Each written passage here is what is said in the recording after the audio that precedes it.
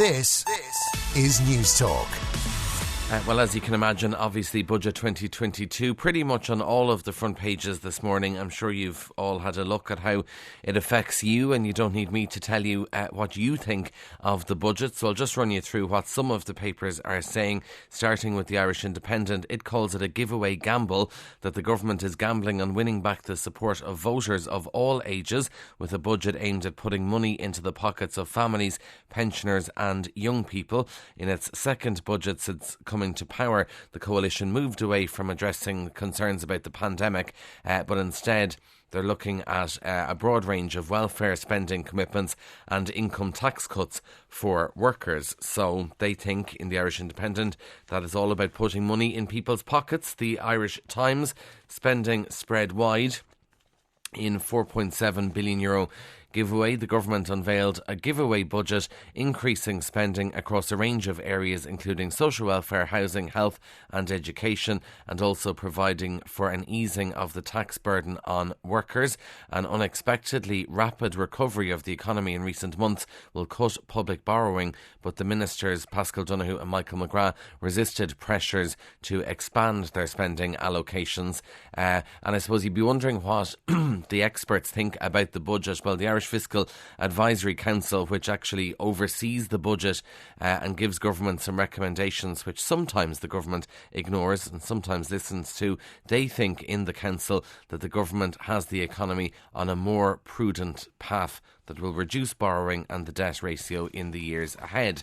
The Irish Examiner says that the government has moved to stave off a winter of discontent in the budget by revealing new spending and tax cuts to help the elderly, parents, young people and the vulnerable. Some ministers conceded that the budget yesterday was to stymie Sinn Féin, with major spending increases announced. Taoiseach Micheál Martin is rejecting criticism that allocations for the elderly, carers and welfare recipients were insufficient to counter the spike in energy costs. So some had obviously been saying that this is all grand, a few euro here, a few euro there, but that won't do much when you have the rising cost of living and rising fuel prices throughout the winter. Now, that doesn't convince the Irish Daily Mail, because on the front page they say gone before you can get it. Rising inflation and spiralling fuel costs will wipe out the efforts to reward the public with broad welfare and tax reliefs. So the Daily Mail says, again, while it is okay, give people a few bob, unfortunately that isn't going to be enough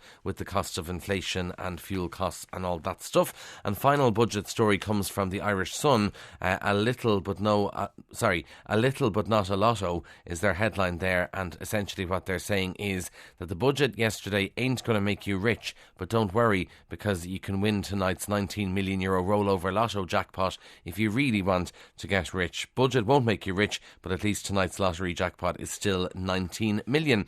As we say, Taoiseach Micheál Martin will be on News Talk Breakfast. A lot more right throughout the morning here on News Talk on Budget 2022. There are lots of case studies in the papers and examples, so if you're really interested in it, buy a paper and you can read all those. But we'll move on to some of the other stories on the front pages. And this is on two of them, the Irish Daily Mirror and the Irish Daily Star, 4 charged with Irishman's murder.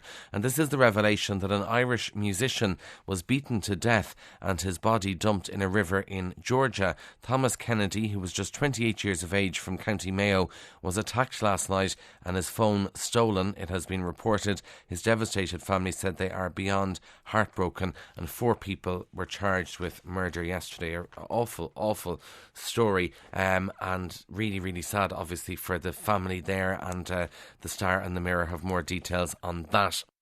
Sally Rooney is in every paper in Ireland and every British newspaper I've read this morning. She, of course, being the well-known Irish author, hugely well-known Irish author of Normal People, and what was that other one that she did? The new book is Beautiful World, Where Are You? Oh yeah, Conversations with Friends. I read that recently as well. Not the best book in the world, but look, she's making lots of money from it. Anyway, the reason she's in the Irish Examiner and other papers is that she is defending her decision not to sell the translation rights of her new book to an Israeli-based publishing house. The reason being is that she says she wants to express her solidarity with the Palestinian people in their struggle for freedom, justice and equality. Sally Rooney said in a statement she felt unable to work with the Israeli company and so it's not going to be translated. There was a whole load of stuff about this on social media and people saying she didn't want her novel translated into Hebrew, and that wasn't true, what she was saying, and she had to come out and clarify this yesterday. She's no issue with it. She'd love it to be translated in Hebrew, but she doesn't want to work with an Israeli company. So it's garnering a lot of attention in the papers this morning, and people are fairly divided on social media about her decision. Now, what do we have? Oh yeah, interesting one in the Irish Daily Mail. It's actually a bit tragic. So it is Nigel Farage, who you all know. He has now been reduced to doing personal messages for people at a cost of €87. So if you'd like to get Nigel Farage to wish you a happy birthday on video, he'll send you the video. It'll cost you €87. But the reason that it's in the papers and in the Mail this morning is that he's been left red-faced because he filmed a video in which he says, "Up the Ra."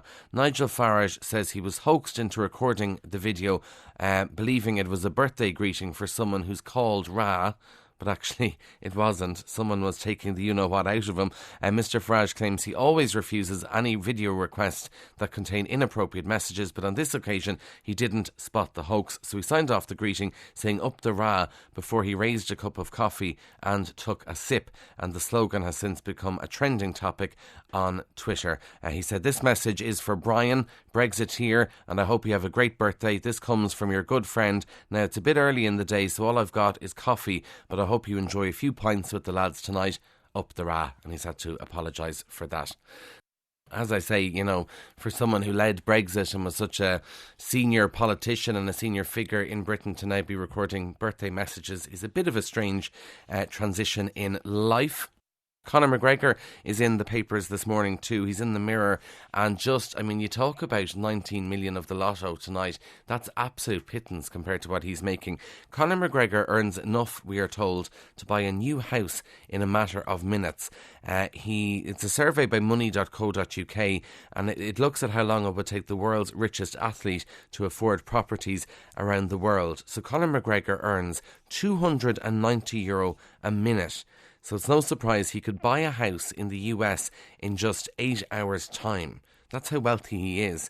And what's more, he could buy a house in 105 countries in just over a month. That's how wealthy he is. It's just an extraordinary report, and he certainly is doing well with whatever your views are of him.